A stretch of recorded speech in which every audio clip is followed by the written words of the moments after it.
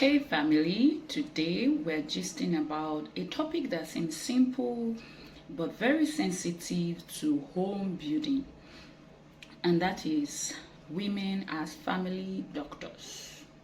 You hear a lot of people say, oh, our family doctor, our family doctor, our family doctor, and all of that, but the real family doctor is a woman, is the wife. She's actually the real family doctor. So, are you a wife, or you are about getting married, or you hope to get married in the future, or you have a sister, or you have a friend who is going to be a wife or is a wife? You want to stay back and listen to this video because it's a blessing it will be a blessing to them and to their home. So come closer, let's gist. How are you your family doctor? Some women are running up and down because of health challenges in their home. Now, I'm not saying that it's in this video, I'm not going to be giving a picture that it is wrong to go to the hospital, but I'm going to give you a picture of prevention better than cure. You can actually prevent certain things from happening in your family, and your children and your husband will live a more healthy life. Okay, so there are lots of women who stock their houses with caffeinated drinks for the children. Now, those drinks, for example, may be sweet and enjoyable to the kids right now, but for example, you have a baby girl, you are gradually developing her system. That system may make her enjoy life in the future or may affect her in the future. So it's not just about the now, it's about future. Whatever you are pumping into your husband's system right now may either make him enjoy old age with you or make you be one who will take care of a very sick person. That's if you are not sick yourself and they'll be taking care of you. So let's talk about how a woman can be a perfect or effective family doctor, because it will save you a lot. Now, I started by mentioning what you feed your people with, and that's the truth. Even though the man may be the one who supplies the money for the food and all of that, but the eventual food that gets into the system, majority of the time is the woman that make the decision. You may say, oh no, sis, are you not hearing? I have to ask my husband what he will eat. Well, that's good, asking him what he will eat. But the truth is, even if you ask him what he will eat, you are the one who prepares it. You're the one who brings it out of the kitchen for him to eat. So if he says rice and stew, for example, you are the one who will find out what sort of stew will go with that rice that will make the system, healthy and all of that. So it still boils down to you making the decision about whether the person decides on what food to eat or not. Or the process of preparation is all in your hands. So that's what we'll be gisting about today. First of all, the food your family eats affects their system. What they drink affects their system. What they inhale affects their system. So all of these, as a wife of the home, you have absolute control over. You can actually control these things such that what they drink, what they eat, and all of that, you can monitor it in such a way that their body feels better. So I'm going to be giving you ways that you can use to, monitor that process to ensure that at least you have done your part.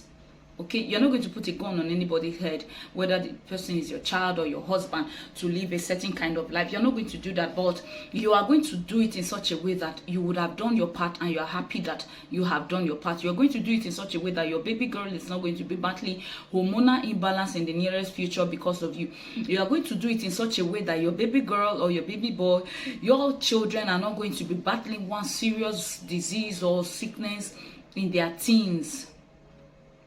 You're going to at least help them to have a foundation. So, how do you start? If you are not married yet, the best time to start is that period that you are not married. Taking note of what is the health benefit of this food or that food. Or it's not just about having a food on the table, but what's the health benefit of this thing that I'm putting in the food. At least know what is in the plate. At least know a little about classes of food. I'm not saying you should be a professor about knowing the classes of food, no, but at least have idea about the various classes of food: carbohydrate, protein, fats. Just find out what do they do in the body. What sort of things do these things do in the body? So if you are able to find out all of those things, have a little background knowledge about that, then you are good to go. If you are married and you have never thought about that, now is the right time to think about it. If you give your family food, what's actually in the plate? Do you have a balanced diet plate? Do you consciously, okay, your family is going to eat something and it's all carbohydrate. Do you consciously look at the plate that you're going to serve your child? Do you consciously look at the plate you are going to serve your husband? Now, there are some children or some husbands that don't like vegetables at all.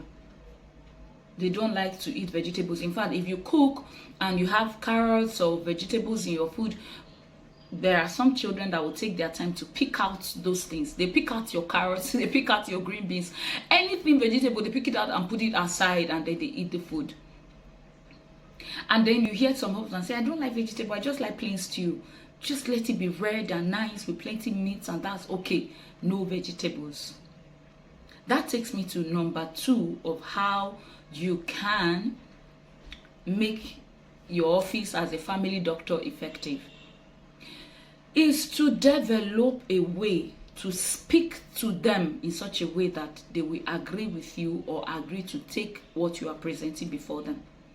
So if you are, for example, have a husband who doesn't like to eat green vegetables at all, he doesn't like to see it in the stew, you can make your stew red, like the way he likes it, put it in a plate, and then you just steam little vegetable, green vegetable, and put it in another plate, and then appeal to him to take from it to eat. Now, when you make such an appeal, even to your children, baby is nice, just take it, okay? And you find out that the person is actually battling, don't judge and don't give up. Don't just say, oh, this person does not like my efforts. I'm trying to give them vegetables and fruit and they are not taking it. So I'm tired. I'm not going to try it. No, try different methods. Okay. I'll give you an example. My husband does not like too much of green vegetables. So when I make vegetables like that, it's like, I don't like too much vegetables too. So I decided to watch it. Now, instead of making that process I told you, like just put the stew in another plate and then put the vegetable in another plate and the person is not willing to eat it, I discovered that if I make that same vegetable with fresh tomatoes and pepper and fish in it, he doesn't even remember that there's vegetable in it. So you could try it for your family, perhaps your husband or your child who doesn't like vegetable. Find out if you do or prepare the vegetable in another way, does the child eat it? Does your husband eat it? If they do, like you prepare it in another way and they eat it, then keep to that way that they like. The aim is that you want to get the vegetable into their system anyway. So keep to the aim, keep to that, that method that you discover is working. They might not like to eat it, but there's just one method that will work for them. Some people don't like to see onions in their food. Once they see onions in their stew, they're like, no, I don't like this stew. I don't want to eat. But if you blend that same onions in the stew, they will eat it. They will eat it so well. They eat it and you are like, I thought you said you don't like onions, but they are eating it. So there are different methods. So as the wife, the second thing you want to do is to find out the method that will work for your child or the method that will work for your spouse, how he or she likes to eat that thing that you're suggesting for the person to eat. For some children, they may not like to touch fruit at all, except it is blended like drinks or you juice it. So if that method works for your children, fine. Make it into smoothie or juice it. Another way, number 3, that you can grow or be effective in your office as a family doctor is to try to get into a group of women who are conscious about these things. If you have a WhatsApp group or you have a social media group of women who are particular about food and all of that. By the time you read some of these things from these women that that have the passion for these things, you just find yourself falling in love with what you're doing. You find yourself falling in love with trying to find out how best to make things for your family, how best to make food for your children, how best to make food for your husband. Find a group that you can join that will encourage you, because when you start, your family, they may discourage you with their attitude, but when you are in the group of women who have done this over time and they are now successful with it, you will be encouraged to do more. You'll be encouraged to do more. Another thing, number 4, is even if you have not found such a group, look out for women that do this on the internet, YouTube, Facebook. There are some people that are particular about those kind of things. Just try hook up with their channel and follow their teaching about various food and how you can make those food good. Some of these things, if you do it consciously, you would have saved your husband from a lot of hospital visits. You would have saved your children from a lot of hospital visits. Now, the last tip I will give to you, aside from hooking up with those channels, is to have a notebook. Yes, right.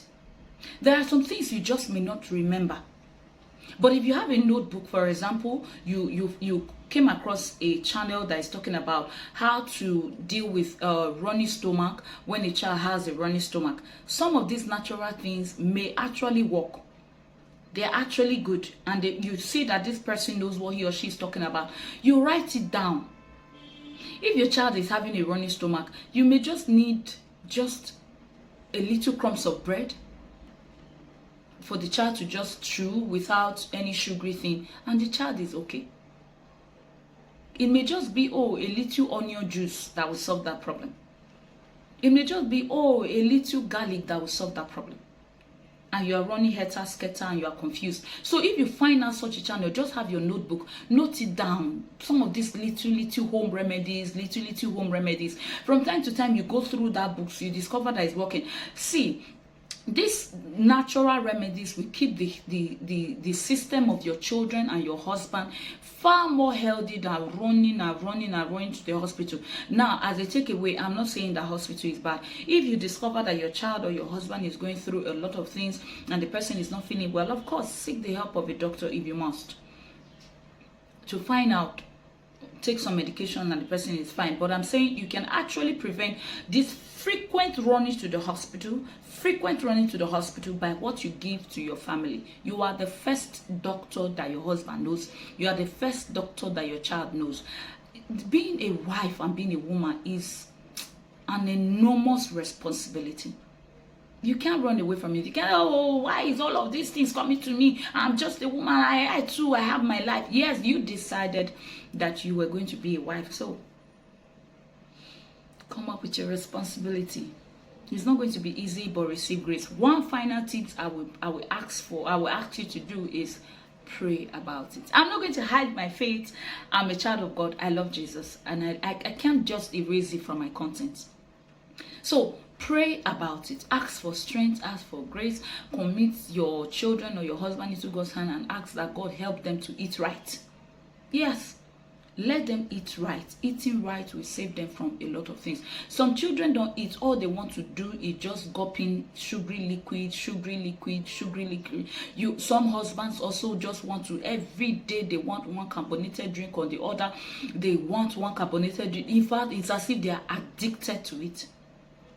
You can look for other natural drinks and consciously shift out carbonated drinks from your home and shift these things to them gradually. Now, if you're going to do that with quarrel, it won't work. You do it with love. Oh, baby, sweetheart, take this. Just try it. It's nice. It's really nice. Oh, is it not? Oh, this is beautiful. It's nice. You have to encourage. With time, they get used to it and then they start enjoying it. It will save you from running from hospital to hospital. It will save your children later in the future from developing one disorder or hormonal imbalance or the other.